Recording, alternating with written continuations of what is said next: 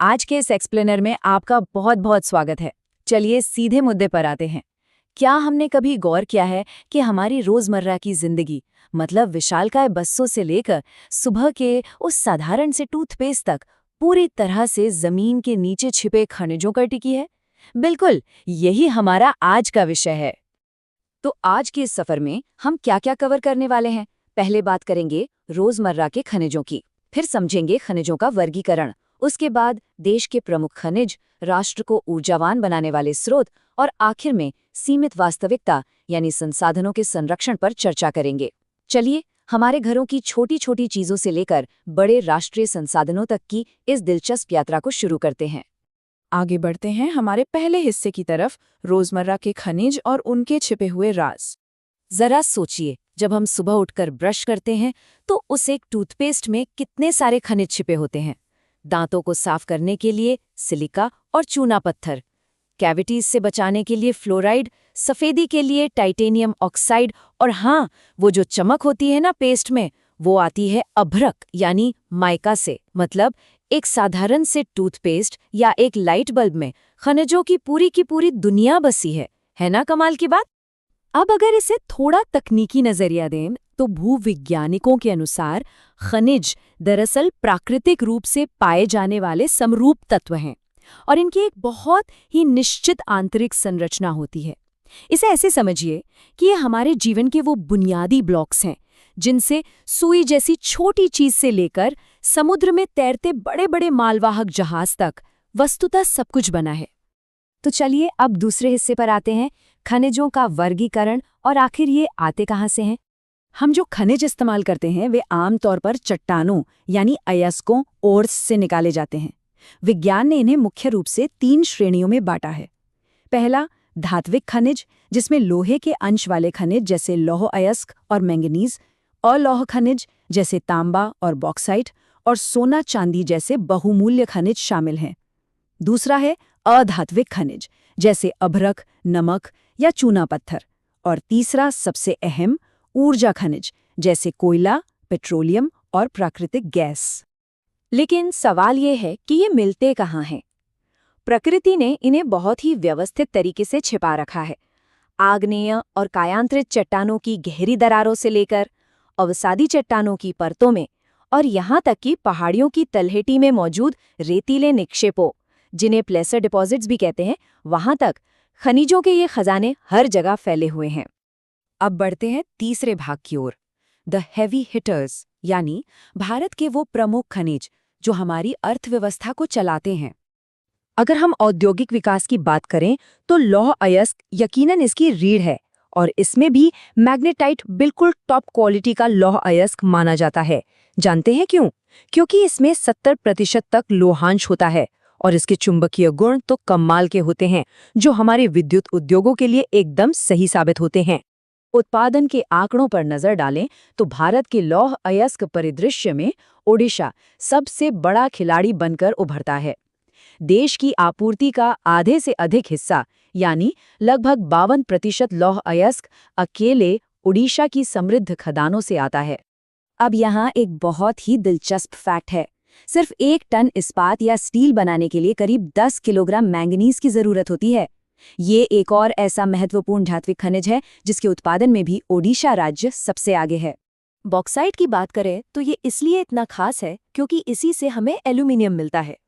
Aluminium एक ऐसी चमत्कारी धातु है जो लोहे जितनी मजबूत तो है, लेकिन वजन में बेहद हल्की और बिजली की बेहतरीन सुचालक है।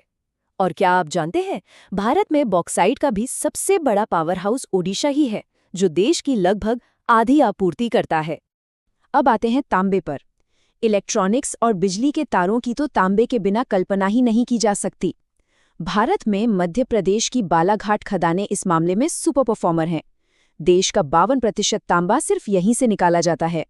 धात्विक खनिजों से आगे बढ़कर अगर अधात्विक खनिजों के स्टार्ट्स को देखें तो अभ्रक यानी माइका का नाम सबसे ऊपर आता है।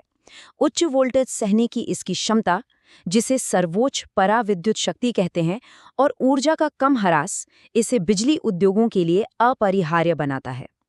ये ज्यादातर छोटा नागपुर पठार पर मिलता है।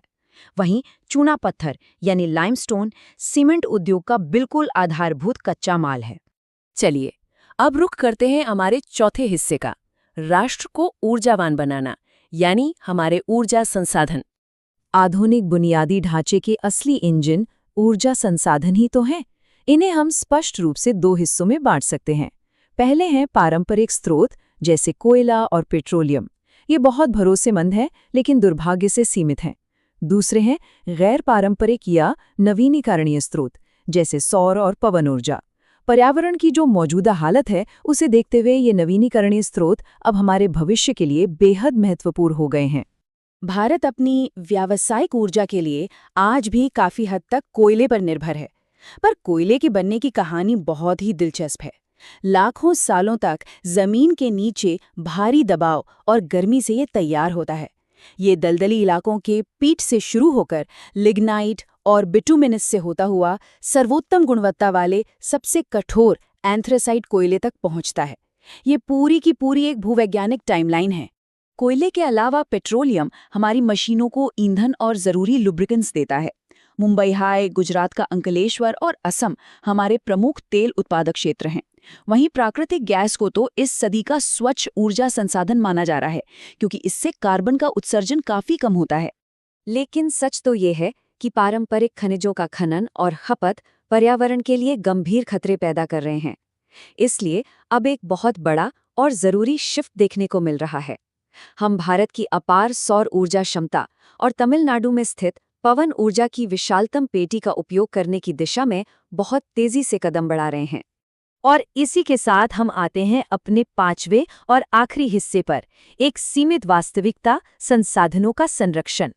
जरा इस असंतुलन को देखिए। भूवैज्ञानिक प्रक्रियाओं को इन खनिज और ऊर्जा भंडारों को बनाने में लाखों साल लग जाते हैं, लेकिन हम अपने आधुनिक उपभोग से इन्हें महज कुछ दशकों में ही खत्म करते जा रहे हैं। ये भंडार पूरी तरह से सीमित हैं, अनवीकरण योग्य हैं और एक बार खत्म हो गए तो इन्हें आसानी से दोबारा नहीं पाया जा सकता। तो फिर समाधान क्या है? सभ्यता के इन बिल्डिंग ब्लॉक्स को पूरी तरह से समाप्त होने से बचाने के लिए खनिजों का बहुत ही सुनियोजित और सस्टेनेबल इस्तेमाल करना होगा।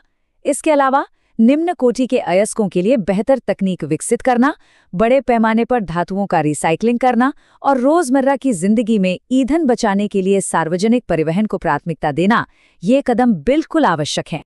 इन संसाधनों के भविष्य के लिए एक बहुत ही शक्तिशाली और अचूक सिद्धांत है जिसे हमें हमेशा याद रखना चाहिए। ऊर्जा की बचत ही ऊर्जा का उत्पादन है। ये महज एक वाक्य नहीं है, ये एक ऐसा मंत्र है जिसे हमें अपनी रोजमर्रा की जीवन शैली का हिस्सा बनाना ही होगा। खैर, अब हम इस एक्सप्लेनर के अंत तक पहुंच चुके हैं, लेकिन जाने से पहले हम सबको इस एक गहरे सवाल पर गौर करना चाहिए।